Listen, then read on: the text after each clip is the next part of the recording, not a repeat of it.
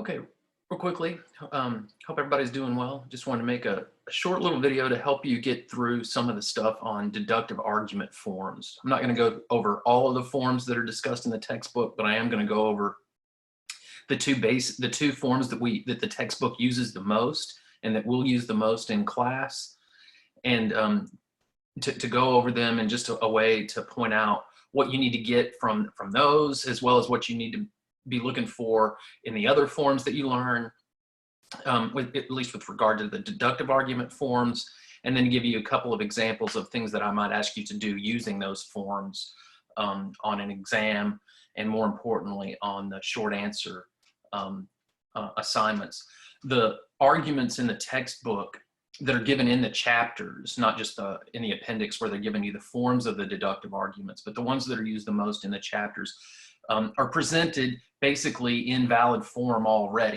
You just have to find them in the textbook as a part of the reading, right? So it's one of the things that we haven't gotten there yet, or you may not have gotten there yet, but at the very end of chapter 1, you get the first basic argument. That's the baseline argument for philosophical non-objectivism.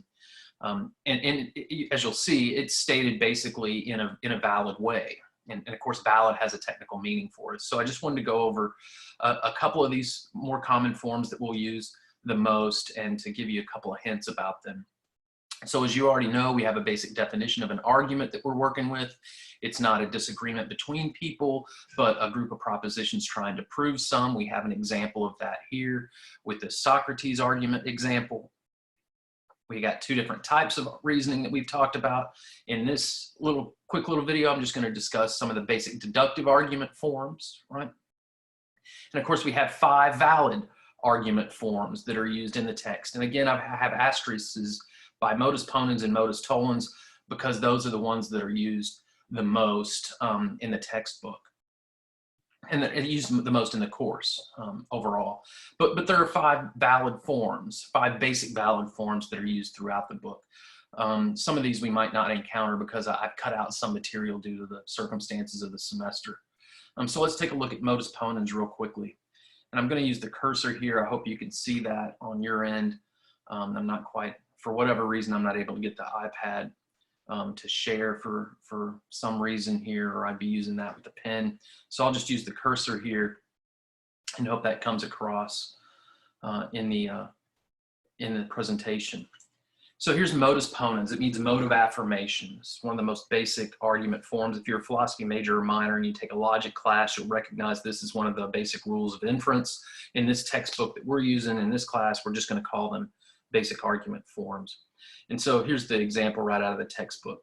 If Martin Luther King was assassinated, let P stand for if MLK was assassinated, and Q stand for then he is dead. And so that's the if-then statement, has an antecedent and a consequent. If that vocabulary to you isn't familiar yet, you need to make sure that you've worked through the readings for this material in the textbook. So second premise, Martin Luther King was assassinated. There's the mode of affirmation. And then that allows us to derive the consequent, therefore MLK is dead, as the conclusion. So if P, then Q, P, therefore Q. That's the form of a modus ponens argument. It's the underlying structure of it. And so there you have the symbolic form of it down on the bottom, right? So mode of affirmation, what gets affirmed is whatever happens to be in that antecedent spot, whether it's a positive value or a negative value, P or not P, whatever P is has to be affirmed in the simple premise. Here that's in the second spot, second line. And then that allows us to derive whatever happens to be in the consequent spot as the conclusion. So if P, then Q, P, therefore Q. Any argument with that underlying form is considered valid. The only question is whether it's sound or not. So a deductive argument has to meet both criteria. It has to be both a valid form, and the premises have to be true in order for it to be a sound argument, and for it to prove its conclusion. And so here we have modus tollens. This means mode of negation. Again, it starts off with a if-then premise. So if Great Britain won the Revolutionary War, then the United States is still subject to British rule. Second premise, the US is not subject to British rule. There's our negation. Modus tollens means mode of negation. Thus, here's the conclusion, thus Great Britain did not win the Revolutionary War. So in this argument form, whatever is in the consequent spot gets negated in the simple premise, right? Negated is in the opposite, right? So that's what the not is doing there in line 2. And that allows us to derive the negation of whatever is in the antecedent spot as the conclusion of the argument. So again, it has this form. If P, then Q, not Q, thus not P. You need to make sure that you don't confuse modus ponens and modus tollens, which are valid forms, with affirming the consequent and denying the antecedent, which are our 2 formal fallacies. Those are invalid forms, right? So now let's take a look at an example of something that I might have you do using those forms, right? So one of the things I might ask you is to identify a valid or an invalid argument form, right? Another thing I might ask you to do, and so if I ask you to do that, you need to distinguish whether it's modus ponens and modus tollens or versus one of those formal fallacies, or maybe some other argument form that we haven't learned. If something were like that were to pop up, if it's not one of our named forms, you should consider it invalid for the purposes of this class. And so here we have example 2. So here's something that I might ask you to do as well. So suppose I ask you to complete the following. If P, then Q, 2 is blank, and then thus Q is provided. So what's the missing premise in 2? What has to be in the second spot at that simple premise in line 2 to complete it validly? Well, given what's provided here, if P then Q and thus Q is the conclusion, there's only one option to complete that as a valid argument, and it has to be P, right? So that would be modus ponens again. So again, based on what's given, there's only one option. P is required to be, is the missing premise to fill in the blank there as a valid argument form. So I might give it to you in symbolic form, or I might give you something like this, where there's an argument with actual content to it, not just placeholder variables, but actual content, and ask you to fill in what that content has to be, right? So in line 1, we have the antecedent blank, but we have the consequent is provided, which is thus all truths are relative to the individual. This is an argument that you might recognize from a reading assignment as well. Line 2 is there are no universal truths. Line 3 is thus all truths are relative to the individual. So again, the antecedent is missing in premise 1. What does that antecedent have to be in order to complete that argument validly?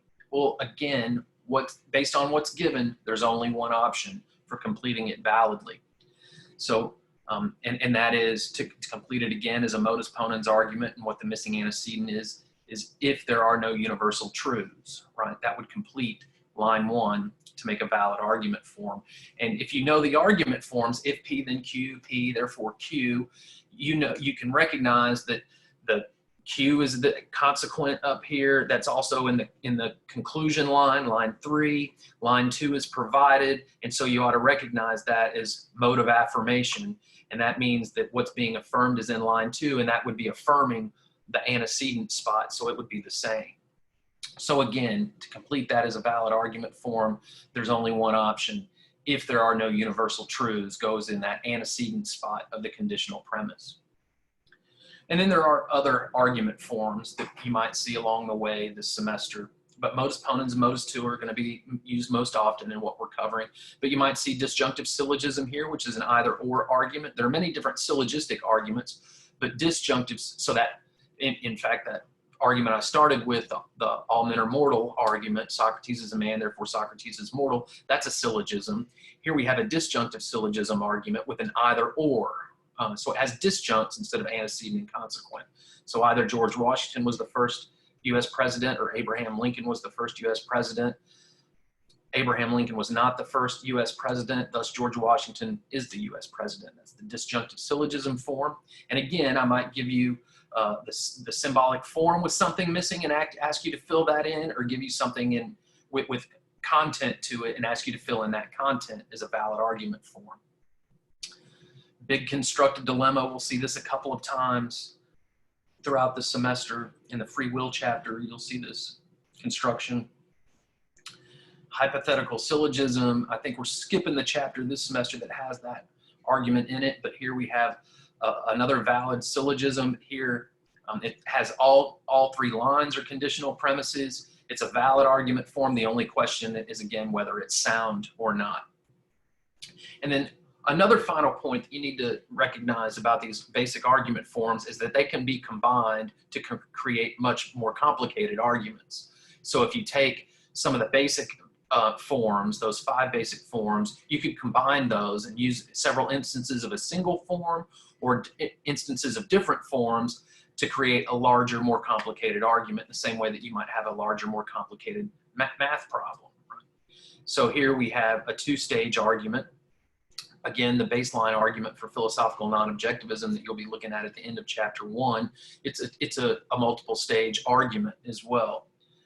So here you just see that a modus ponens and a disjunctive syllogism have been combined to create a 2-stage argument. When that occurs, what you have here in line 3 becomes a new premise. So, oops, let me go back. So I've got if P then Q, excuse me, I've got if P then not Q, P thus not Q. That's still a modus ponens argument. We have mode of affirmation here, where the antecedent in the conditional premise is affirmed by the simple premise. That allows us to drive whatever is in the consequent spot as the conclusion. Here, that's a negated Q, or not Q, but it's still a modus ponens argument, right? And so that gives us line 3, but then that conclusion might lead to another inference, and in this case, that's what occurs. So now we've got lines 1 through 3 form a sub-argument, and lines 3 through 5 form the second stage of the argument. So we've got thus Q, thus not Q is the sub-conclusion. That becomes a new premise now. Then we add to that either Q or R. Here we have the disjunctive syllogism in lines 3 and 4 that leads to R as the conclusion. So that's a 2-stage argument, more complicated argument. Here we have just another example of that sort of thing. Using those basic argument forms, here we use all modus ponens are used. Several different instances of the same form are used. Here's an example with hypothetical syllogism and modus ponens. So the point there is simply that you can use those basic argument forms that are valid together to make more complicated arguments. And then, of course, when you're evaluating deductive arguments, as we've already been over, you got 2 basic questions to worry about after you know that it's a deductive argument. Is it a valid or invalid form? If it's an invalid form, it can't prove the conclusion, even if the premises are true, because of the structure of the argument or the form of it is invalid. If it is valid, the next question is it sound or unsound? And if it's unsound, that means it has at least one false premise. A valid argument with a false premise still doesn't prove its conclusion. What you have to have are valid arguments with actually true premises. And so what we're looking for are always, with regard to deduction, are always valid and sound arguments. And so that's just a recap of those 2 points here. And so there's some deductive argument practice exercises in the textbook for our purposes. You just need to worry about doing letters A through H and K through P there. You can skip the syllogistic stuff that's in there because we're not going to use that this semester in the chapters that we're covering. So if you have any questions about the deductive stuff, let me know in class chat or the Q&A. But that should give you an idea of what you need to know about all the argument forms just by covering those 2 basic ones that we're going to be using the most. All right, hope everybody's doing well.